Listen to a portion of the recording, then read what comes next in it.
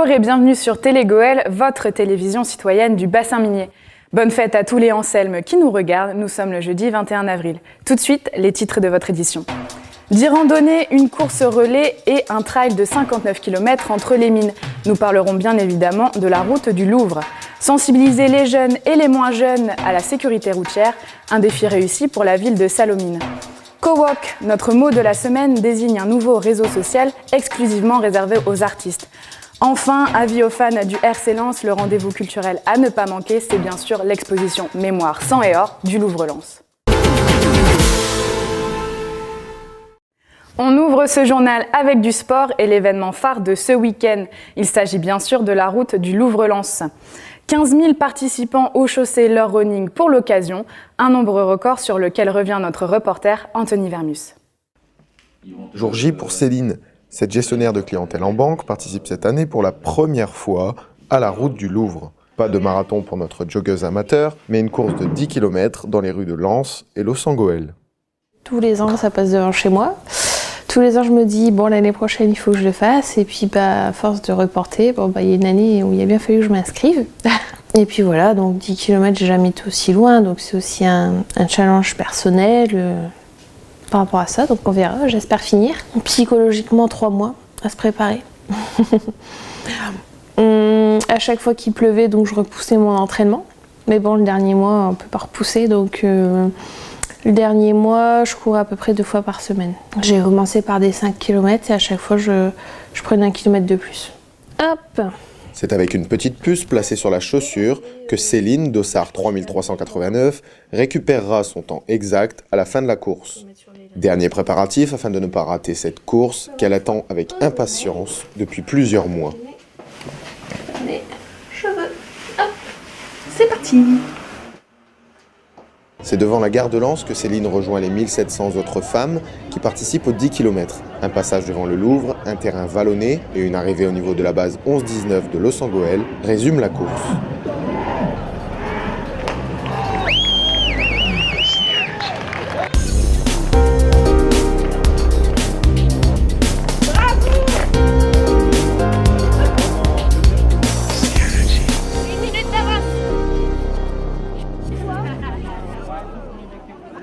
Pendant que les participants aux courses à pied sont sur le chemin de l'arrivée, ambiance plus détendue pour les marcheurs. 10 randonnées au total avec des départs d'Arras, Vimy, Béthune ou encore Liévin. C'est dans un mini-village créé pour l'occasion et au sein d'une foule immense que nous retrouvons Céline et sa famille. Elle a avalé les 10 km en 1 heure et 12 minutes, soit près de 7 minutes par kilomètre. Ça a été quelques kilomètres plus difficiles que d'autres, notamment le dernier et les 2 premiers.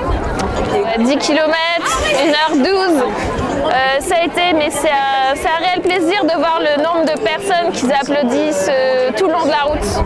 Chez les marathoniens, les Kenyans ont une nouvelle fois régné sur la course.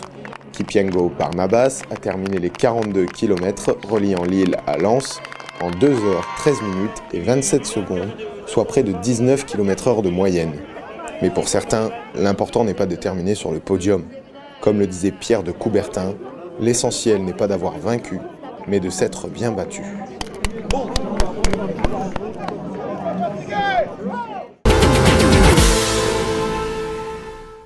Allier événements sportifs et sécurité routière, la combinaison paraît impossible.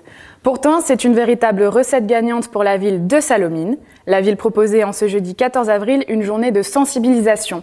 Une date clé pour les habitués du challenge de football Jules Tell. Notre équipe s'est rendue sur place pour vous. Un reportage signé Clélia Boulanger et Anthony Vermus.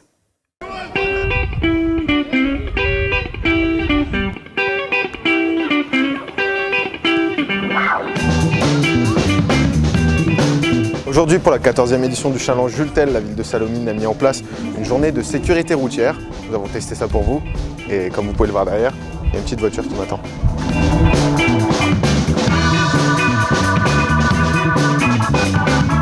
Cette machine-là, couramment appelée la voiture tonneau, sert à montrer que la ceinture de sécurité c'est important.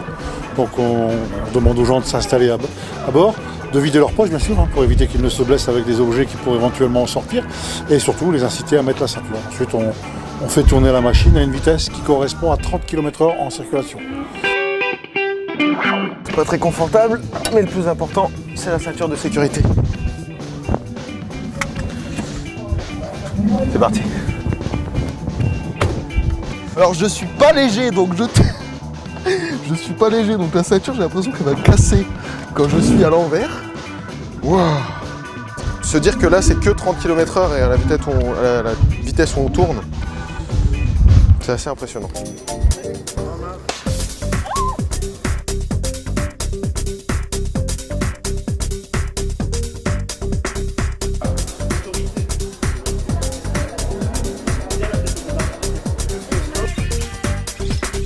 Donc il y a différents ateliers aujourd'hui qui sont présentés.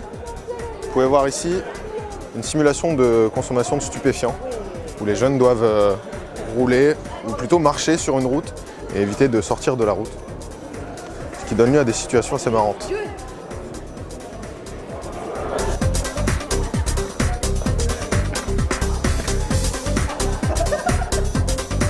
Donc là, le but, bien sûr, c'est de sensibiliser.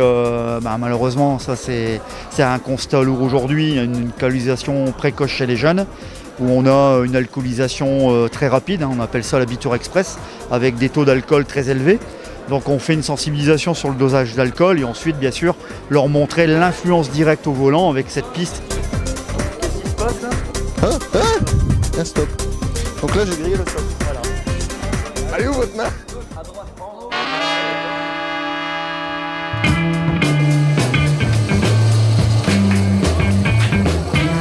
Qu'est-ce que vous présentez aujourd'hui aux jeunes et aux moins jeunes aussi qui viennent ici Donc pour les sensibiliser à tout ce qui est la sécurité routière sur un deux roues, donc tous les dangers qu'ils peuvent avoir, une porte qui s'ouvre, et puis aussi la vitesse, le clignotant, et toutes ces choses-là. On va tester.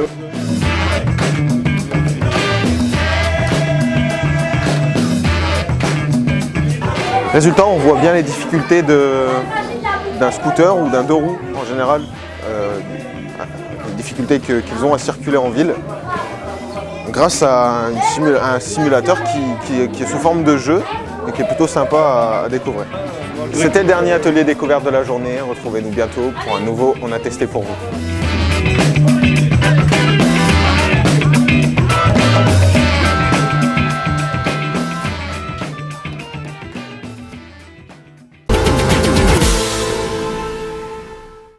Deux abréviations, KO et OK, qui une fois liées forment Kowalk. Premier réseau social révélateur de talent, cette start-up propose aux internautes de soutenir leurs artistes préférés. Un concept unique que nous présente notre invité plateau, Paul-Émile Cadillac, président fondateur de la plateforme d'échange.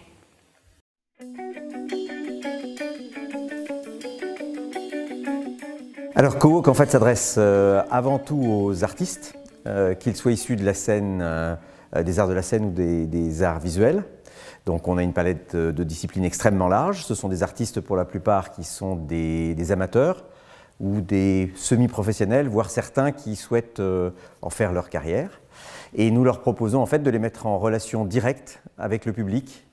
Donc contrairement aux chaînes de valeur traditionnelles qui les fait passer par des agents, par des producteurs, des diffuseurs, etc., bien nous on raccourcit cette chaîne, on les met directement en relation avec le public qui va pouvoir dans quelques jours acheter leurs œuvres sur notre site ou carrément commander un concert à domicile d'artistes qu'on a sélectionnés parmi les 1800 artistes qui sont aujourd'hui inscrits sur Kowalk. Alors le site aujourd'hui est un réseau social qui est accessible évidemment à l'ensemble des artistes.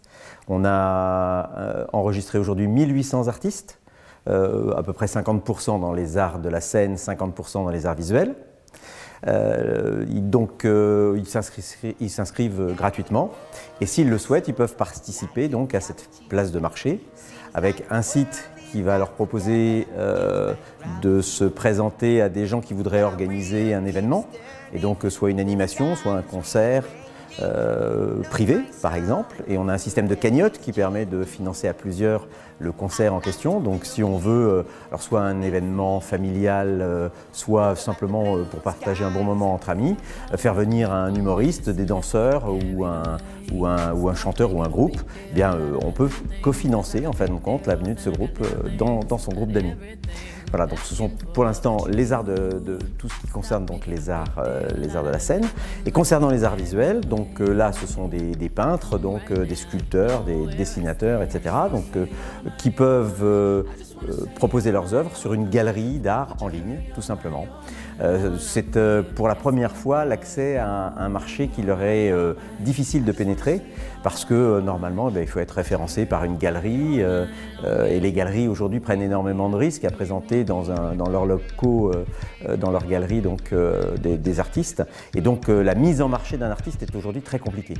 Et donc ce que nous proposons à travers Cowork, c'est justement à l'ensemble de ces disciplines artistiques, il doit y en avoir une cinquantaine au moins, c'est justement de commencer à se mettre en marché avant que des professionnels ne viennent les découvrir.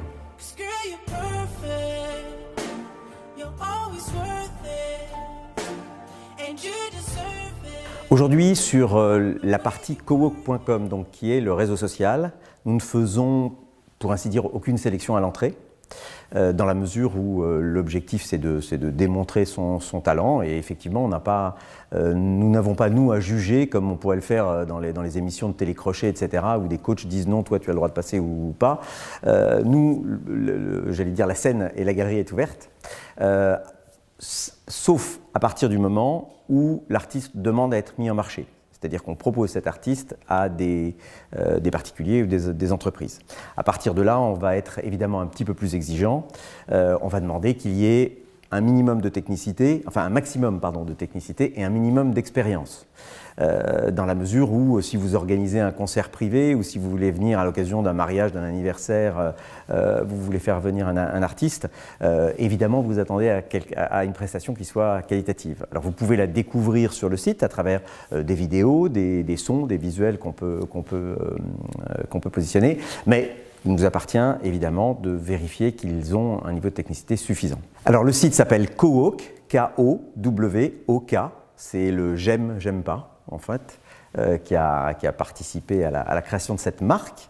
On y accède donc à travers cowork.com.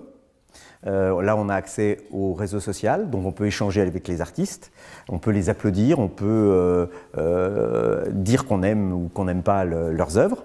Et puis ensuite, il y a deux autres sites donc, auxquels on a accès à travers Cowork, qui sont Cowork Shop et Cowork Service, où on peut commander donc, les prestations d'un artiste ou acheter leurs œuvres.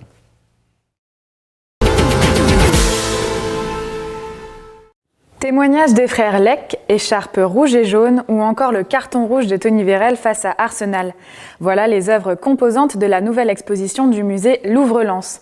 L'idée, revivre les moments forts du Racing Club à travers des souvenirs personnels des supporters. Un reportage 100% lensois signé Clélia Boulanger, Anthony Vermus et Zakaria Zaiti. À 2 mois de l'Euro 2016, Louvre-Lens consacre une exposition aux supporters de RC Lens. L'occasion de rendre hommage aux hommes et aux femmes qui vivent une véritable passion pour leur club. L'exposition intitulée RC Louvre met en lumière la passion des supporters lensois pour leur club à travers des témoignages et des souvenirs personnels. Donc, en fait, l'enjeu, au départ, c'est de regrouper les témoignages et les collectes en vue d'enrichir les collections nationales du Musée national du sport de ses supporters dans un cadre local bien précis qui est le nôtre ici à Lens. L'enjeu, c'est vraiment de présenter la passion des supporters de ce club pour cet événement cet aspect majeur de la culture locale, j'allais dire. C'est vraiment ça. Donc le propos s'articule vraiment sur les souvenirs communs ou sur le rapport très personnel que les supporters ont avec leur club. Et puis aussi, évidemment, de travailler, puisqu'on est sur le pavillon de verre qui regarde véritablement sur le Stade Bollard, ce lien avec le Stade Bollard de Lellis. L'exposition est issue d'une collecte réalisée à l'été 2015 auprès de plus de 70 amoureux du Racing Club de Lens. Les pièces exposées ont révélé l'importance de l'aspect mémoriel du rapport entre les supporters et le club. Écoutez, là je le découvre en même temps que vous m'interviewez, donc ça fait y a beaucoup d'émotions là aujourd'hui. Ça fait bizarre de voir un objet qui s'était endormi un petit peu dans ma chambre pendant pas mal d'années dans une institution culturelle comme le Louvre. Puis ça réveille surtout beaucoup de souvenirs, beaucoup de nostalgie.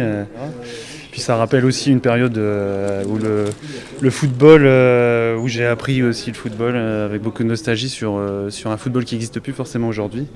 Football de petit garçon où j'allais au stade avec ce tabouret construit avec mon grand-père parce que j'étais à l'époque trop petit pour dans le COP assister au match sans être obligé de me mettre sur la pointe des pieds. Avant l'ouverture au public le samedi 16 avril, dès vendredi, quelques dizaines de privilégiés, anciens adhérents, joueurs et entraîneurs ont pu découvrir les différentes facettes du lien très fort qui unit les supporters au RC Lens au Stade Bollaert de Lens. L'occasion de retrouver avec nostalgie des joueurs mythiques et de revivre des moments avec émotion. J'ai participé à l'expédition, ouais, j'ai donné ma licence, 58-59. Et je ne pensais même pas qu'on allait garder ça. J'avais ramené tous mes abonnements, tous mes billets depuis 1960. Non, on garde votre licence. Que derrière, j'avais tous les signatures des anciens joueurs. Eric Kikora, tout ça. J'habitais tout à ce moment-là. J'avais demandé à Mertel de faire signer. Il m'a dit, rentre dans le vestiaire, mais les joueurs vont vous le signer. J'ai rentré le vestiaire et tous les joueurs m'ont signé ma licence. Ça m'a marqué, ils m'ont dit, ça c'est une famille. Et je pense que c'est une exposition qu'il faut voir et revoir, en fait, si on veut en saisir un petit peu toutes les facettes. L'exposition gratuite restera visible jusqu'au lundi 7 novembre et espère bien attirer sur le musée un public nouveau.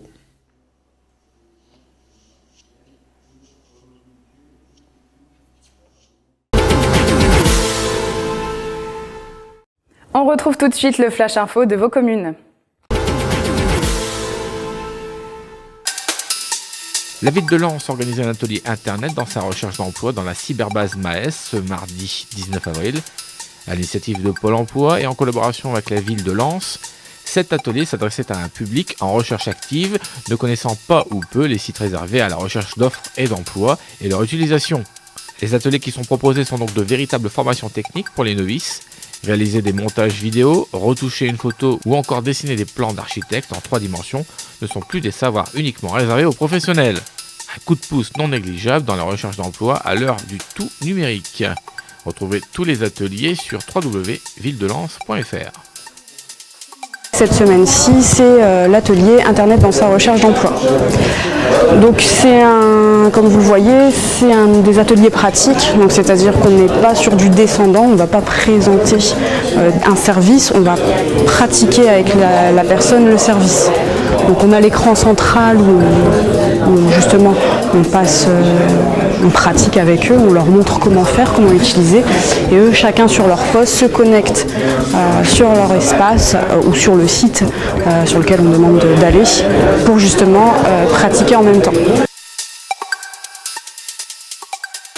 À l'occasion des 24 heures de la solidarité du 30 avril, la ville de Bully-les-Mines marquait son entrée dans l'événement ce jeudi 14 avril avec un tournoi de foot inter-CAJ. 4 associations au total porteront la manifestation: Bully Entraide Alimentaire, Secours Ouvrier Social, Accueil Maman Bébé et le Secours Catholique. La journée de la solidarité prendra place au complexe sportif Marcel Beck de Bully-les-Mines. Elle se clôturera par le traditionnel lâcher de ballon.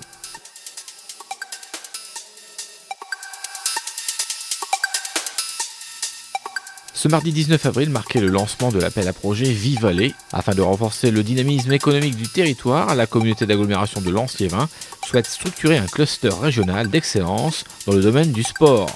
Le pôle Vivaler a pour ambition de favoriser le développement du bien-être et de la santé en s'appuyant sur les attentes et les besoins de la population. Infrastructures sportives, équipements de haut niveau seront mis en place pour le projet. Un volet sport nature sera développé en relation avec la future chaîne des parcs en cours de constitution dans le bassin minier. Ce projet s'adresse aux entreprises, aux filiales ou aux antennes d'établissements ainsi qu'aux personnes ayant un projet de création d'entreprise. Date limite de dépôt de dossier le 8 juillet. Plus d'informations sur www.vivaler.fr. Tout est réuni ici pour que le territoire soit effectivement gagnant, pour que le territoire soit innovant et pour que le territoire aille à la performance. Ce cluster, eh bien, il a la vocation de réunir l'ensemble des acteurs, public, privé, monde de la recherche, monde de la formation, monde économique, monde public, pour que tout cela puisse naître, pour que tout cela puisse se développer et pour qu'effectivement le territoire trouve la capacité de gagner, la capacité d'avancer, la capacité d'être gagnant tout simplement. C'est la fin de ce journal. Merci de nous avoir suivis. Rendez-vous la semaine prochaine pour votre bulletin d'information hebdomadaire. D'ici là, tous à vos agendas pour noter les événements à retenir. Encore un agenda très intéressant pour ce week-end qui s'annonce avec du sport, des expositions, du cinéma et des concerts. Il y en aura pour tous les goûts.